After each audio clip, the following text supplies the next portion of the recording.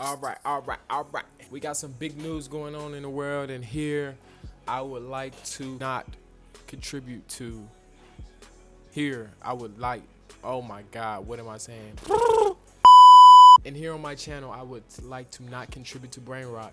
Actually, educate and learn new things while we're here. So, the GOAT, Michael Jordan, has taken NASCAR to court, and he's suing them.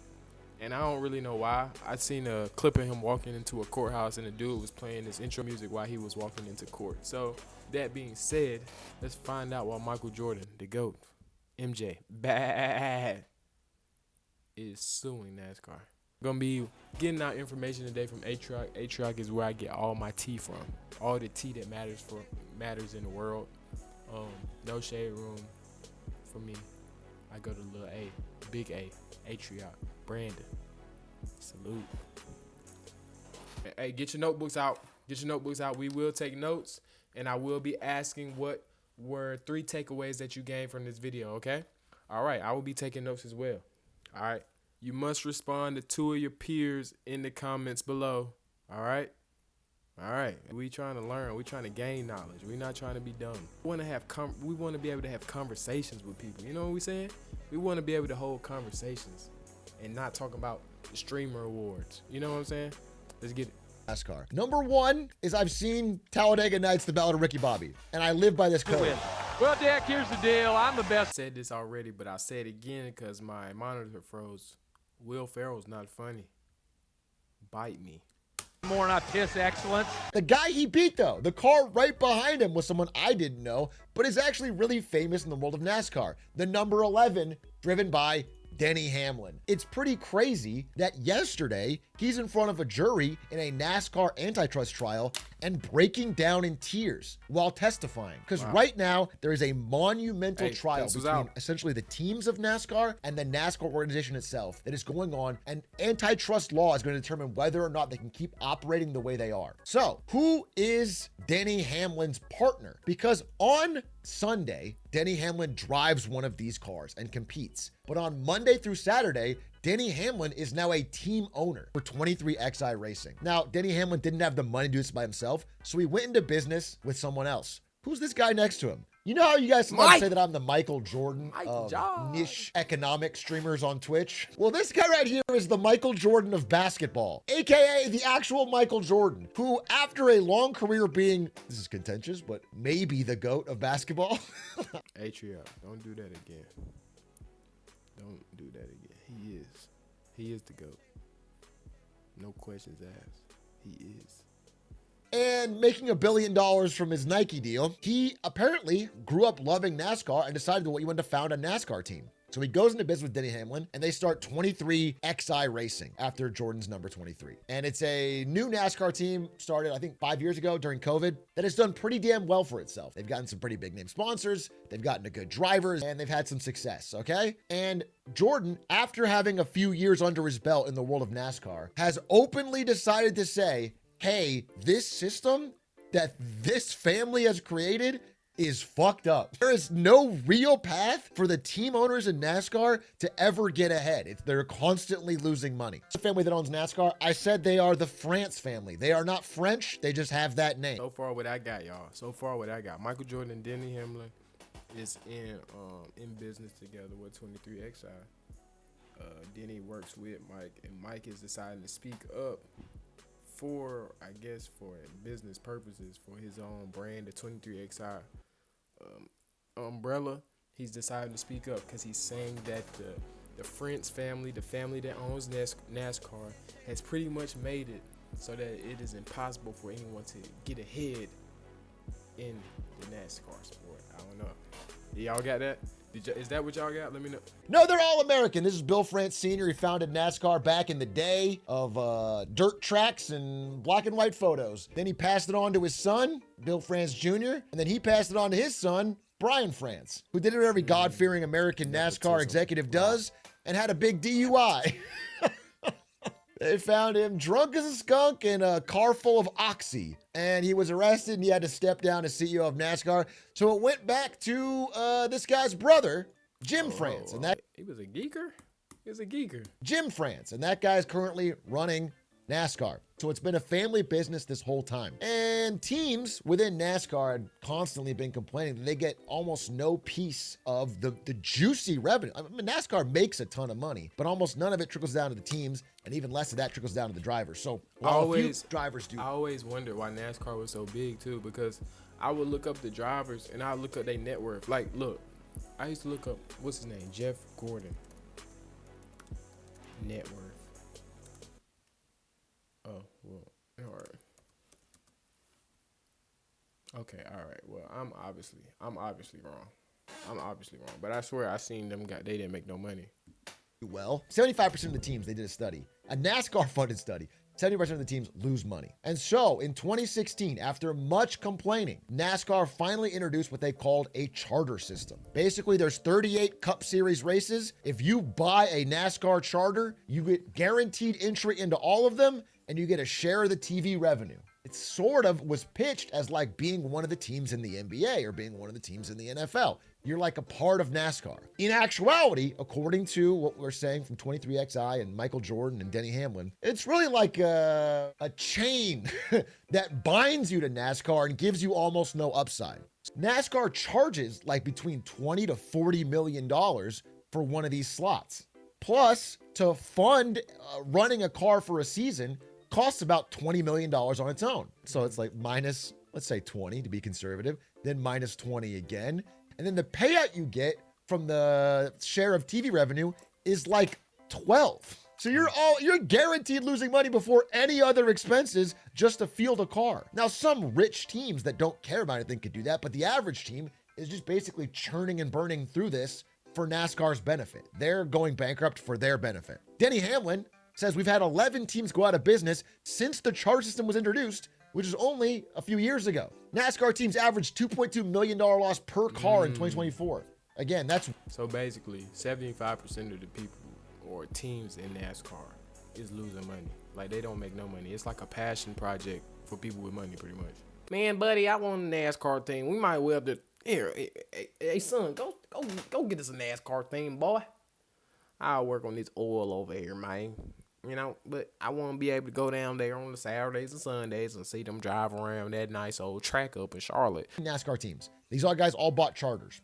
The charter deal they had from 2016 ended in 2024. And the teams were like, okay, we're fed up. This system sucks. We've been losing money. We have to change something. We need a bigger slice of the TV deal, or we need more guarantees or something. Because the charter, by the way, is completely at the will of NASCAR. They can cut you at a moment's notice. They can change the rules at a moment's notice. You're completely at their mercy, and there's nowhere else you can go if you are a premium stock car racer in America. So when the new deal came around, all 15 teams have been complaining. But all these teams, according to Jeff Gordon here, he said, look, all the teams are panicked and ready to sign whatever's put in front of them for fear of losing their charters. This is a leaked email.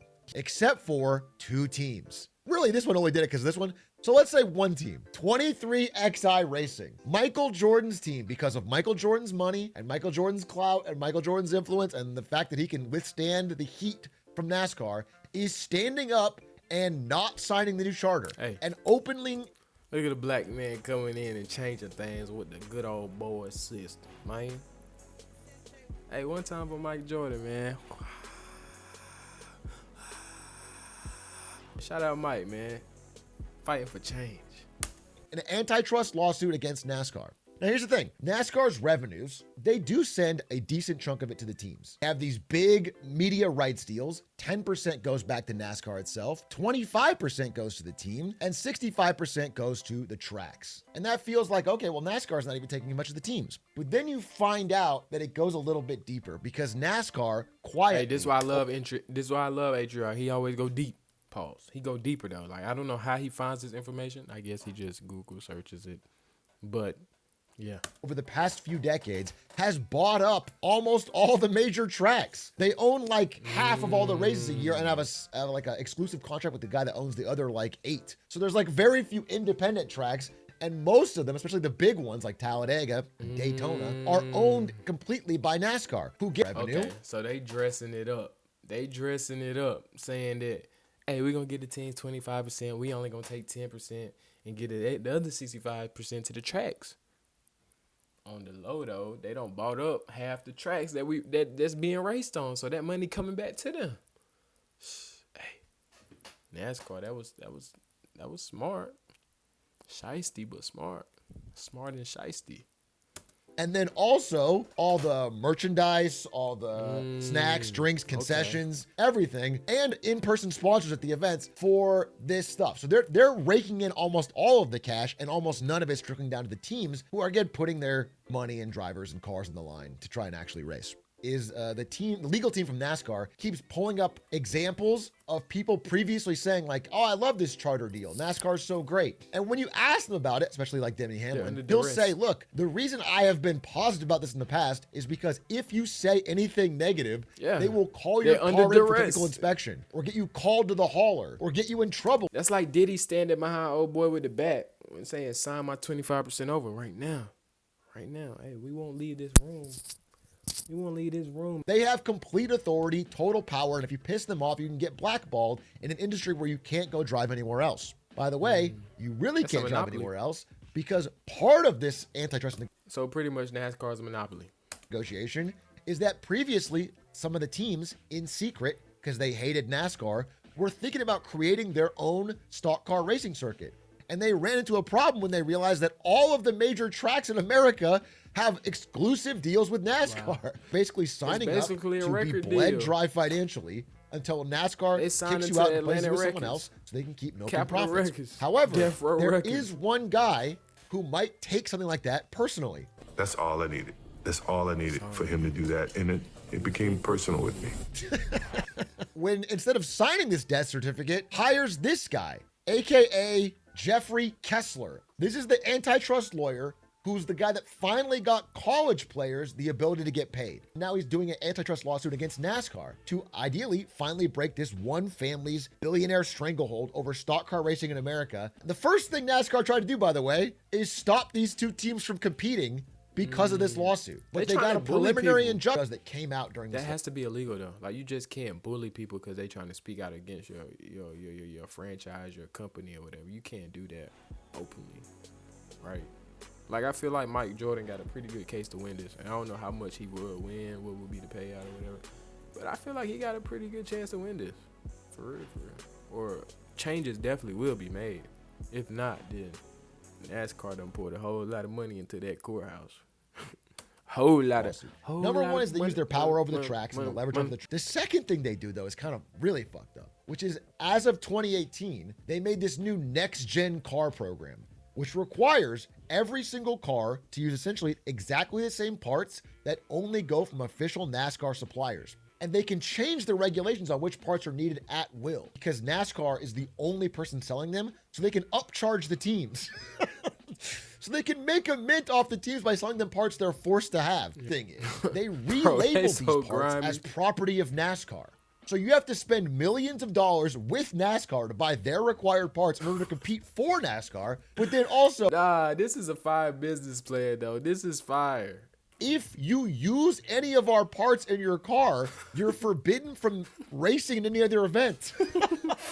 So, like, if you ever even touch NASCAR at all, which, again, is the only game in town, they have completely locked you out through the tracks, through the parts, and through financial obligations, and through blackballing to making sure you could never, ever, ever make a competitor or drive anywhere else. You are locked in. Now, as a competitor, I fully understand where NASCAR is coming from. Like, you just want to squeeze the life out of the competition. Like, you don't want them to breathe. You don't want them to see a glimpse of life. You want them to know that you're the big dog, but you can't do that. And they've already classified NASCAR as a monopoly. Kenneth D. Bell, this Giga Chad judge here, goes, the court finds that NASCAR possesses a monopoly power in the relevant market, which is the premier stock car racing team in the United States. Which basically means if you are a stock car racing team, there is only one game in town to sell your services to. There's nowhere else to go. It is NASCAR. And that means they can offer you whatever the fuck they want and take it or leave it. And if you piss them off, they could actually harm you materially. This basically how I act in relationships. Like, do what I say. If you don't, I'm mad. We done. That's how I act in my head, but as a human being, I don't like openly act like in my head I act like NASCAR, but what come out of my mouth is the right thing to do. Because there's two ways this can go, and this antitrust trial is happening right now. We're going to know within the next few days. Either Michael Jordan and 23XI win, in which case NASCAR is going to have to pay like $300 million in damages. Ooh. They're going to overhaul the charter system, probably to give the teams a greater cut of the TV revenue, and possibly like some sort of permanent status. I mean, what the teams want is to be treated like an NFL or an NBA team, where you have some guarantee of security, and NASCAR can't revoke your charter at a moment's notice, pay you pennies, etc. It would force them to sell some of the racetracks, to divest. Ideally, you want the racetracks to be owned by a bunch of different independent operators that can create some sort of competition that would allow other, maybe to like open up to other races. However, if we don't drive this way and instead NASCAR wins this trial, well, realistically, the main outcome will be that these two teams are dead. 23XI and Front Row Motorsports will almost assuredly not be able to survive economically without a charter. And NASCAR is very unlikely to give them one after this public embarrassing trial that has really damaged their brand. So it's likely they'll be dead, and then NASCAR will continue as usual with a little bit more swagger in its step, knowing they survived. You know, they have precedent now, so there's no way to get, it'd be much harder to undermine them in the future, and they could act even more aggressively. Hey man, I think, honestly, salute to Michael Jordan for trying to change the NASCAR system, man. Everything is in writing that they're a monopoly. They have so much stuff in writing that proves that they're a monopoly. They own the tracks. They got limitations on the type of parts you can get and where you can buy them from. If you don't accept the charter, you can't race or something like that, and it's hard to survive economically.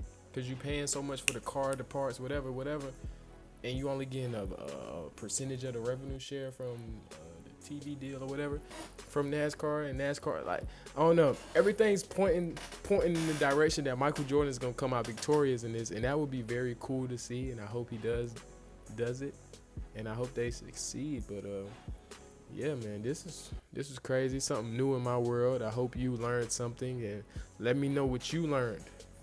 Let me know what you learned in the comments below. Give me 3 takeaways from this video. And until next time, it's your boy Jay Lynch. We out. Salute.